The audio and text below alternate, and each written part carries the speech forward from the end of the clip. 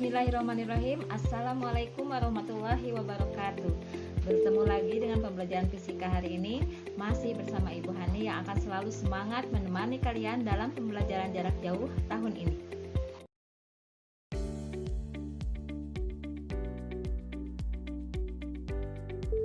Oke anak-anak, pada kesempatan kali ini Ibu akan membahas tentang rangkaian arus bolak-balik.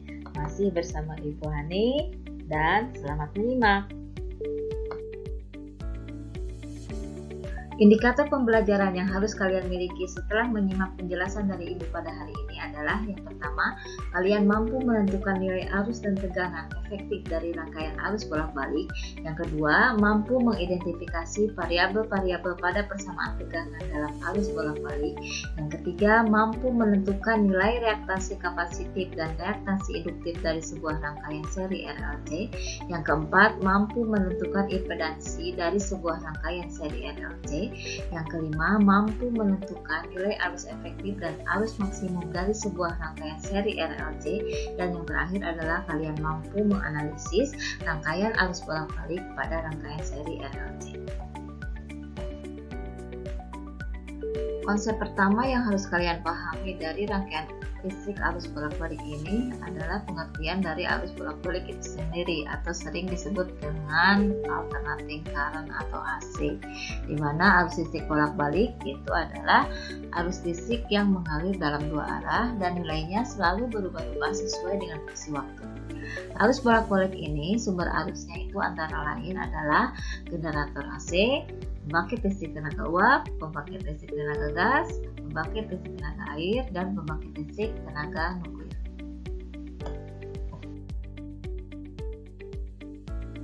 Untuk mengukur arus dan tegangan bolak-balik, kita bisa menggunakan alat ukur multimeter AC dan osiloskop. Multimeter itu bisa mengukur arus dan tegangan, atau bisa kita pisahkan menjadi ampermeter atau voltmeter. Jadi ampermeter dan voltmeter itu bisa kita masukkan ke multimeter AC. Terus yang kedua itu adalah osiloskop. Nah, jika arus dan tegangan bolak-balik kita ukur dengan multimeter AC, atau kita ukur dengan ampermeter AC, atau oleh voltmeter AC, maka angka yang ditunjukkannya itu menunjukkan nilai efektif dari arus dan tegangan bolak-balik.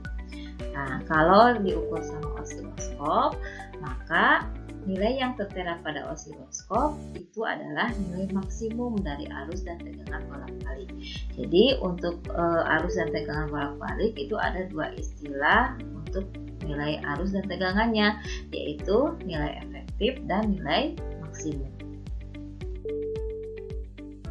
Hubungan antara nilai maksimum dan nilai efektif pada arus dan tegangan bolak-balik yaitu kalian bisa lihat di layar bahwa IF sama dengan IM per akar 2 dan VF sama dengan VM per akar 2, di mana VF dan VM itu adalah tegangan efektif dan tegangan maksimum yang satuannya volt, dan IF dan IM itu adalah arus efektif dan arus maksimum yang satuannya ampere.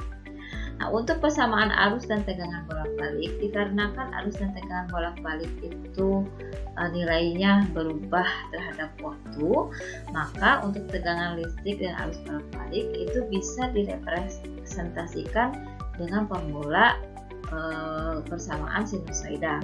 Itu yang untuk tegangan bolak-baliknya V sama dengan Vm sin omega T, dan untuk arusnya itu adalah I sama dengan Im sin omega T. Jadi karena tegangan dan arusnya berubah-ubah terhadap fungsi waktu, maka di sini untuk tegangan dan arus persamaannya berbentuk persamaan sinusoida, di mana Vm dan Im itu adalah tegangan maksimum dan arus maksimum. Tegangan maksimum satuannya volt dan arus maksimum satuannya ampere, dan omega itu adalah kecepatan sudut atau disebut juga frekuensi sudut yang satuannya radian per second, di mana omega juga bisa untuk mencari frekuensi sumber arusnya, itu dengan mencari hubungan omega yaitu 2pi kali F, di mana F-nya itu adalah frekuensi sumber arusnya dengan satuannya itu adalah Hertz, dan T itu adalah waktu. Oke, sekarang kita akan membahas istilah-istilah rangkaian pada rangkaian arus bolak-balik, yaitu rangkaian resistif, rangkaian induktif, resistif dan rangkaian kapasitif murni. Apa itu? Nah, untuk rangkaian resistif murni R itu artinya dalam rangkaian arus bolak-baliknya itu hanya ada R saja. Apa itu R? R itu adalah resistor ya, atau hambatan listrik, dimana kalau pada rangkaian resistif persamaan tegangan dan arus sesaatnya itu adalah untuk tegangannya VR-nya adalah tegangan di R-nya itu adalah Vm sin omega T dan arus yang mengalirnya itu adalah Im sin omega T. Nah, hubungan antara Vm dan Im-nya itu kita memakai hukum Ohm yang sudah kita bahas di rangkaian arus arah, bahwa besarnya V itu kan I kali R. Jadi V maksimum juga sama dengan I maksimum dikali R, di mana R itu adalah hambatan yang satuannya Ohm. Sehingga di sini untuk mencari tegangan di R itu kita tinggal kalikan I yang mengalir pada rangkaian atau arus yang mengalir pada rangkaian dikali hambatannya. Ini adalah hukum Ohm ya, VR sama dengan I kali R. Nah, kalau pada rangkaian resistif ini kita gambarkan terhadap grafik V dan I terhadap T untuk rangkaian resistif, maka akan tergambar seperti begini ya.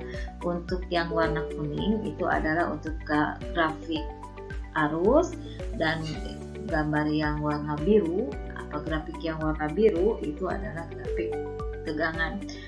Jadi kalau kita lihat di grafik, kita lihat antara arus dan tegangan itu akan mencapai nilai maksimum atau nilai puncak itu pada waktu yang sama ya. Jadi pada keadaan seperti ini, ketika arus dan tegangannya mengalami nilai maksimal pada waktu yang sama, itu berarti disebut sefase.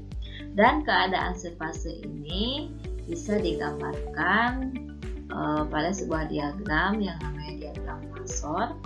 Apa itu diagram Pasor? Diagram Pasor itu diagram yang menggambarkan fase dari sebuah rangkaian arus bolak-balik antara arus dan tegangan. Jadi diagram Pasor untuk rangkaian resistif dikarenakan antara arus dan tegangannya sefase, maka digambarkannya seperti ini ya.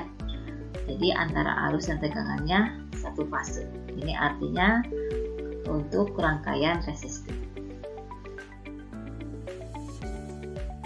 Yang kedua yaitu rangkaian induktif murni. Apa itu? Rangkaian induktif murni itu rangkaian arus bolak-balik yang jaraknya dirangkai dengan induktor atau L, atau yang kita sebut kemarin itu kumparan ya, atau induktor. Nah, kalau misalnya ada di rangkaian arus bolak-balik itu ada induktor, ada kumparan, maka persamaan tegangan dan arus sesaatnya itu adalah tegangannya disebut VL itu sama dengan Vm sin omega T. Terus I-nya kalian lihat di sini Im sin omega T dikurang 90 derajat. Itu untuk persamaan arus dan tegangan bolak-balik ketika pada rangkaian arus bolak-baliknya itu terdapat induktor. Nah, hubungan antara Vm dan Im-nya sama seperti rangkaian resistif tadi, bahwa besarnya Vm itu sama dengan Im dikali XL. Nah, di sini ada XL kalau di R Im kali R. Nah, kalau untuk di rangkaian induktif murni untuk mencari tegangan maksimumnya itu adalah Im dikali XL. Apa itu XL? Bagaimana mencari XL? XL itu adalah omega dikali L. Nah, XL itu apa? XL itu disebut nilai hambatan pada induktor atau sering juga disebut sebagai reaktansi induktif. Karena reaktansi induktif itu adalah nilai hambatan, maka satuannya itu adalah ohm. Dan L-nya itu harga dari induktornya, nilai dari sebuah induktor yang disebut dengan induktansi diri. Satuannya itu adalah Henry. Nah, sehingga pada rangkaian induktif ini, kalau kita ingin mencari tegangan yang mengalir, tegangan yang ada di induktornya, itu adalah I dikali XL. Dengan I-nya adalah arus yang mengalir pada rangkaian, dan XL-nya itu adalah nilai hambatan induktornya atau reaktansi induktif. Nah, kalau kita gambarkan grafiknya, grafik tegangan dan arus terhadap waktu untuk rangkaian induktif, maka grafiknya akan seperti ini. Kalian lihat dari persamaannya bahwa kalau VL-nya itu kan PM sin omega T, sementara arusnya adalah IM sin omega T dikurang 90 derajat. Artinya di sini kalau digambarkan di grafik, arusnya itu ketinggalan 90 derajat. Jadi ketika si tegangannya yang biru ini sudah di atas gitu ya, sudah di atas, maka lihat di sini untuk arus itu masih di bawah, jadi ketinggalan. Jadi arus itu ketinggalan oleh tegangan. Nah, jadi kalau kita lihat grafik, lihat perbedaan fasenya itu adalah 90 derajat. Artinya di sini antara arus dan tegangan, arusnya itu selalu tertinggal 90 derajat dibandingkan dengan tegangan. Itu kalau pada rangkaian induktif murni. Nah, kalau kita gambarkan pada diagram fasornya atau diagram fasenya untuk rangkaian induktif, maka akan seperti ini. Ya, arusnya sama tegangannya itu akan berbeda fase 90 derajat.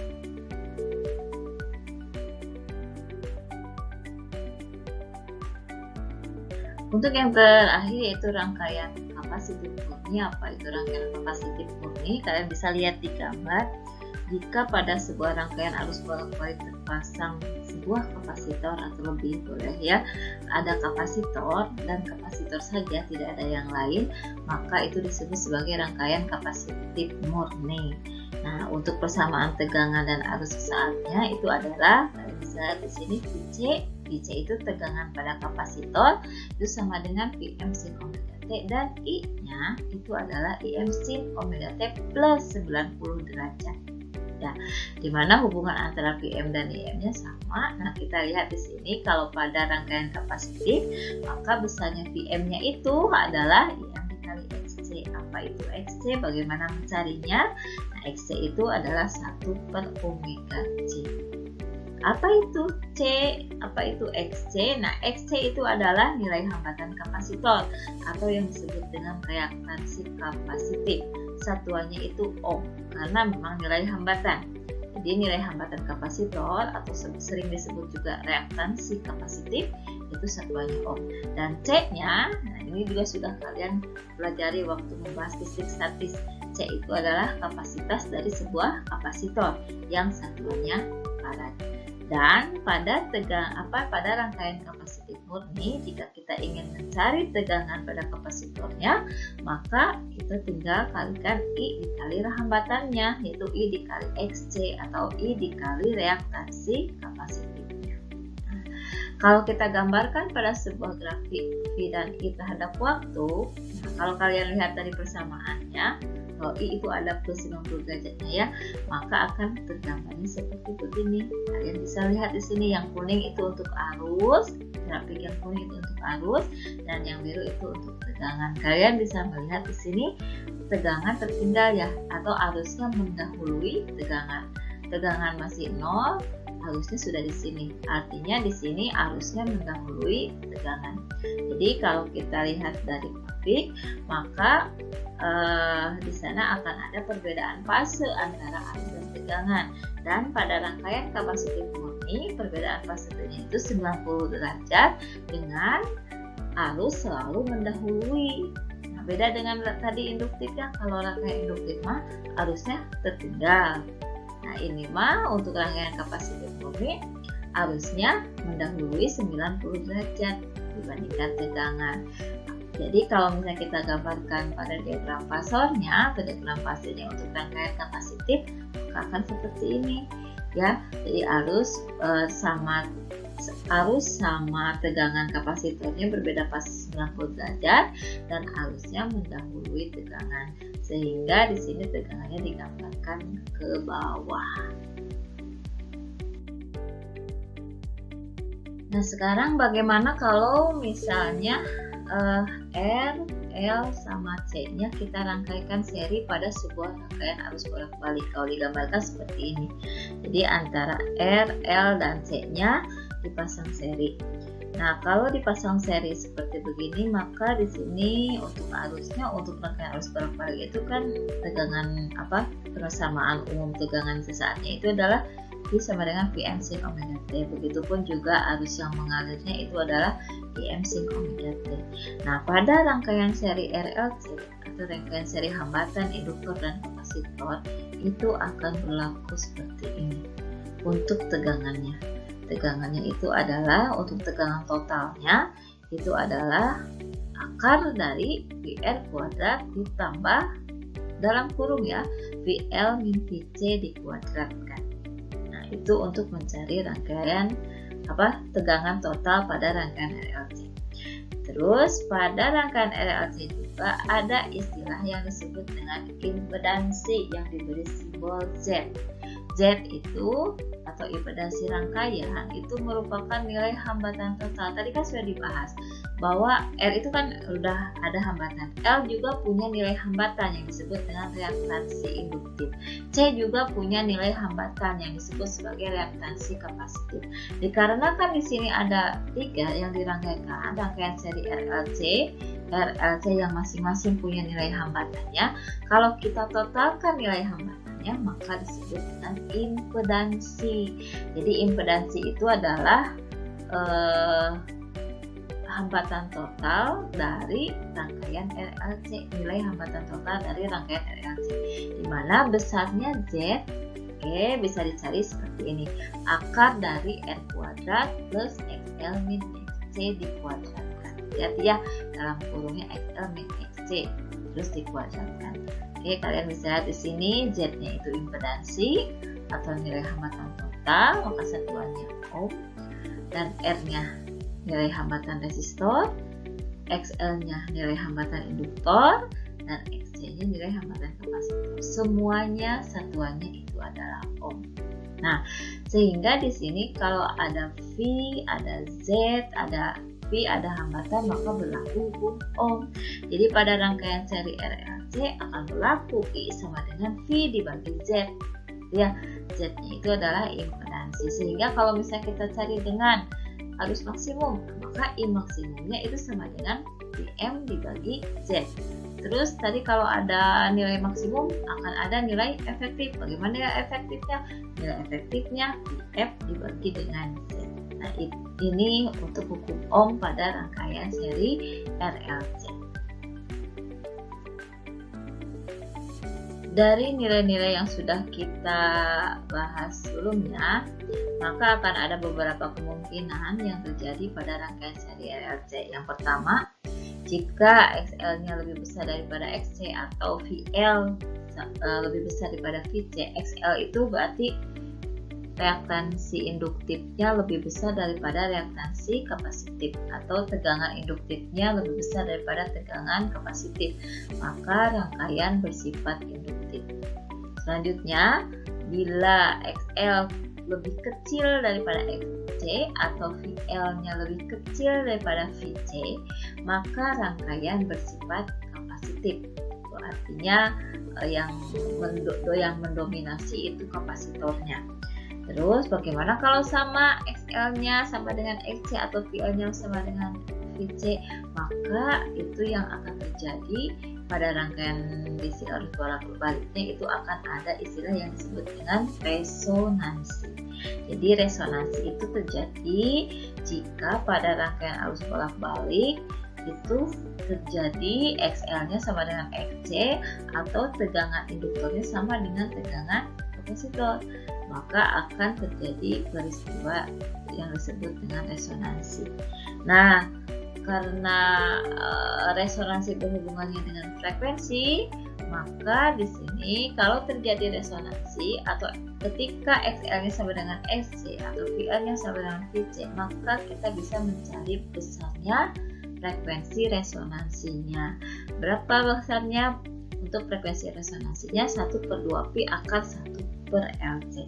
Ya, jadi Fr-nya disebut frekuensi resonansi, L-nya nilai induktor yang satuannya Henry, dan C-nya adalah nilai kapasitor yang satuannya Farad. Oke, kita sudah selesai membahas konsep-konsep yang harus kalian pahami pada materi rangkaian listrik arus bolak-balik. Ibu ucapkan terima kasih kalian telah menyimaknya, mudah-mudahan jelas ya. Dan Untuk latihan soalnya ada di video berikutnya. Selamat menyimak video untuk latihan soalnya ya.